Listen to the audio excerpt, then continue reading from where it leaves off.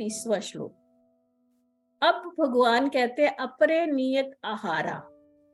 कई लोग जो होते हैं आहार पर क्या करके कंट्रोल करके अपने भोजन को नियमित रूप में करके क्या करते हैं, प्राणान प्राणेषु जुहेति, प्राणों का प्राणों में हवन करते हैं।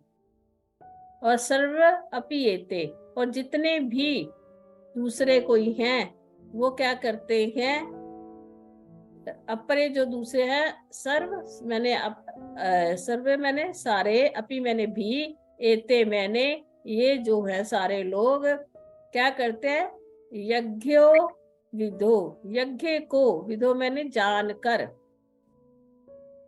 यज्ञ को जानकर, यज्ञ शपित कल्मषा, अपने पापों को उस यज्ञ में क्या कर देते हैं, हवन कर देते हैं।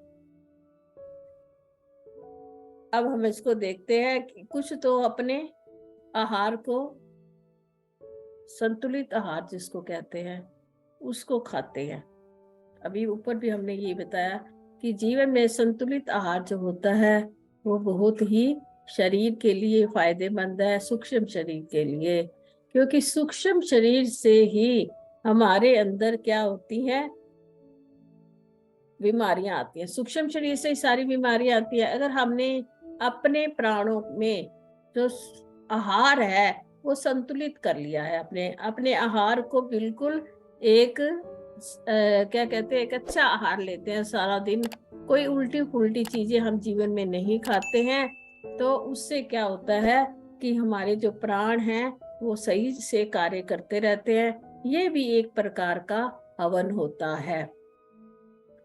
और फिर दूसरे लोग जो क्या होते हैं, ये यज्ञ द्वारा ये यज्ञ करते हैं जो है ना, ऐसे मैंने ये यज्ञ जो करते हैं सभी साधक, तो वो यज्ञ के द्वारा पापों को नाश कर देते हैं। ये इस प्रकार यज्ञ करके प्राणों में हवन करके कैसे आहार के द्वारा वो अपने इस यज्ञ के द्वारा सारे कल्मश होते हैं, सारे पाप शपित मैंने क्षय कर देते हैं। वो इस प्रकार आहार करते हुए, अब ये वाला यज्ञ करते हुए क्या कर देते हैं, अपने उसको में सारे पाप नष्ट कर देते हैं। वो ही कहते हैं, वही व्यक्ति जो है क्या है, यज्ञ को जानने वाला है, उसको पता होता है कि यज्ञ क्या होता है। इस प्रकार के यज्ञ को वो व्यक्ति जानता है जो ऐसे करता है। अब हम पता नहीं जानते हैं कि नहीं जानते, हमें तो इन वाले यज्ञों का कभी पहले कभी पता ही नहीं था, कि हमें तो सिर्फ कर्म कांड वाला यज्ञ था ना, वो ही हमें आता था, दूसरा हमें कोई यज्ञ पता नहीं था। और दूसरे लोग जैसे जो भी दूसरे कर्म करते हैं वो सारे हमारे क्या बंधन वाले हैं। अब आहार ना उचित करके तो हमने कैसा उल्टा फुल्टा आहार कर लिया, तो उससे हमारे पाप थोड़ा नाश हो जाएंगे, उससे पाप तो हमारे और बढ़ेंगे। क्योंकि जब मेरे को चीजें चाहिए होती हैं खाने पीने, जो मुझे भोग चाहिए होते हैं, तो भोग के लिए किस प्रकार मैं पाप का भागी बन जाता हूँ। मुझे भोग के लिए क्या करना पड़ता है, दूसरों के हक भी छीन लेता है इंसान। और जैसे किसी को मांस खाने की आदत है तो किसी को क्या करता है, मार देता है ना, किसी पशु को मारता है, शिकार करता है, या पशु पक्षियों को मांस को भक्षण करता है, तो उसके लिए जिसको मारा उसका पाप उस पे लगेगा ना। जैसे लोग ये मांस खाते हैं तो ये पाप तो खाते हैं ना, एक जीवित जिसमें प्राण है उस प्राण को क्या कर देते हैं, घात करके और फिर उसको मार कर खा जाते हैं। इससे बड़ा पाप जिंदगी में और क्या होगा। तभी तो हमारे जितने भी शास्त्र हैं वो मांस खाने को क्या समझते हैं, तामस भोजन कहते हैं। और तामस का फल क्या होता है, नरक की यात्रा। ऐसे व्यक्तियों को नरक की यात्रा भोगनी पड़ती है। नरक मैंने नीचे लोकों में, नीची योनियों में जाना पड़ता है। जो इस प्रकार के आहार से अपना यज्ञ नहीं करते, ठीक आहार नहीं करते, तो उनके पाप फिर कभी भी नष्ट नहीं होते, और फिर वो हर समय पाप के भागी बन जाते हैं। जो भोग उन्होंने करा वो उनके लिए बंधन बन जाता है। वो उस बंधन में, पाप के बंधन में बंध जाते हैं। चाहे वो पाप से मुक्त होना चाहे, पर हो नहीं पाते। उनको अपने उस भोग से बड़ी आसक्ति होती है। अगर यज्ञ करके वो शुद्ध होना चाहते हैं तो उनको अपने जितने भी शास्त्र के नियम हैं उनका पालन करना आवश्यक बन जाता है। देखो, हम अपने भोग के लिए, अपनी भोग को, वो क्षुधा को शांत करने के लिए भगवान ने 56 भोग बना कर रखे हैं हमारे आगे। एक भोग था जो पशु जो है वो खा सकता है। देखो उसका तो वो क्या है, शास्त्र ने उसके लिए आहार ही वही निश्चित किया है।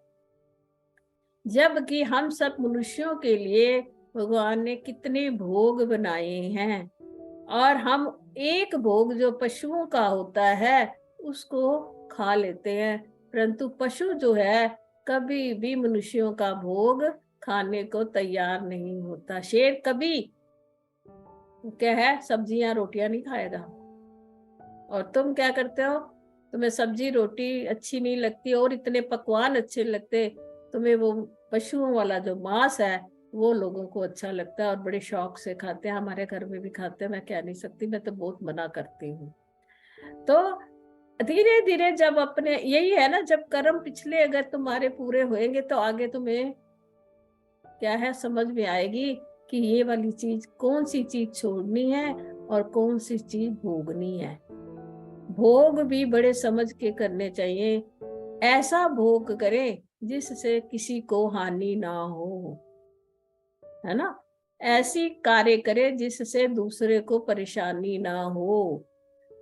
ऐसा कार्य करें जिससे सब खुश रहें, है ना। ये सारे क्या, ऐसे भोगों में हमारा ध्यान होना चाहिए जिससे किसी भी जीव की हम हानि नहीं कर रहे हूं, किसी को तंग नहीं कर रहे हूं। हमारे पाप ही बनते ही इसीलिए हैं कि हमारे अंदर भोगने की इतनी तृष्णा होती है। उस तृष्णा के कारण, भोगों की कामनाओं को शांत करने के कारण हमें धन चाहिए होता है, और धन भी हम फिर गलत तरीके से अपना ज्यादा भोग चाहिए होते हैं। अगर भगवान ने हर को एक जीवन यापन करने के लिए सबको संतुष्टि से चीजें दे रखी हैं, परंतु हमारी तृष्णा इतनी ज्यादा है कि हमारे पास उसको पूरा करने के लिए जो हमारे पास आमदनी होती है वो पूरी नहीं होती, तो फिर हम क्या करते हैं, गलत कार्य करते हैं जो कि हमें नहीं करने चाहिए। फिर हम पाप का भोग भोगने के लिए तैयार भी रहना चाहिए ना। अगर हमने भोग को भोगा है, कर्ता बने हैं उस कार्य के, तो फिर भोगने के लिए दुख क्यों। जो भी जीवन में जो जो हमारे पास आ रहा है हमारा ही आ रहा है। जो जो चीज हमने संसार में पहले करी है वही वापस आ रही है हमारे पास। हम सोचते हैं कि ये शरीर मर गया, ये शरीर तो मर जाता है, परंतु जो जीवात्मा की वासनाएं लेकर जो जीव चला जाता है, भगवान उसकी तो लंबी आयु होती है। बड़े कहते हैं बड़ा समय के पश्चात भगवान फिर तुम्हें मनुष्य का जीवन देते हैं। तो कहते हैं वो बड़े भाग मानुष तन पावा। मनुष्य का जीवन बड़ा मुश्किल से मिलता है। भगवान हमें एक बार फिर सुधरने की मौका देते हैं। चलो पिछले तो पाप अब इसने और पुण्य भी इसके खत्म होने वाले हैं, अब मैं इसको दोबारा मौका देता हूँ। अगर ये मोक्ष को प्राप्त कर सकता है या अभी भी किस में फंसा हुआ है, उसी भोग में फंसा हुआ 84 की योनियां काटने के लिए फिर तैयार हो रहा है। इस प्रकार हमें किस प्रकार हवन करते रहना चाहिए, कौन से हवन जो है हमारे को ज्यादा मुश्किल लगते हैं। ये वाले मुश्किल है ना हवन, वो तो सामग्री ले आओ और सारी चीजें इकट्ठी करो, तो हवन पंडित ने करना है, तुम्हें तो बैठना भी मुश्किल लगता है। अगर 5 घंटे का हवन हो जाए तो उसमें भी हमें बैठना मुश्किल लगता है। तो ये वाला हवन जो हमें बता रहे हैं, ये 5 प्रकार के जो हवन, ये तो उससे भी ज्यादा कठिन है। और परंतु कठिनाइयों से कभी भी घबराना नहीं चाहिए। अगर हमारी लगन उस समय है उसी चीज को प्राप्त करने की, तो सारी विपत्तियां हमारी इस तरीके से अगर हम संसार में व्यवहार करेंगे तो हमारी सारी मुश्किलें भी आसान हो जाएंगी और हमारे पाप भी नहीं बनेंगे, और आगे हम फिर मोक्ष के अधिकारी भी बनते हैं। अच्छे कर्मों से पाप खत्म होते हैं सिर्फ, ये भी बात याद रखना। जब हम अच्छे कर्म करते हैं तो हमारे पापों का क्षय होता है, परंतु मोक्ष नहीं मिलता। मोक्ष तो उससे भी ऊपर जाकर जब हम ज्ञान की प्राप्ति करते हैं तभी हमें फिर मुक्ति मिलती है, क्योंकि ज्ञान आ जाता है तो भगवान कहते हैं अब ये मेरा है। हरिओम तत्सत, हरिओम तत्सत, हरिओम तत्सत।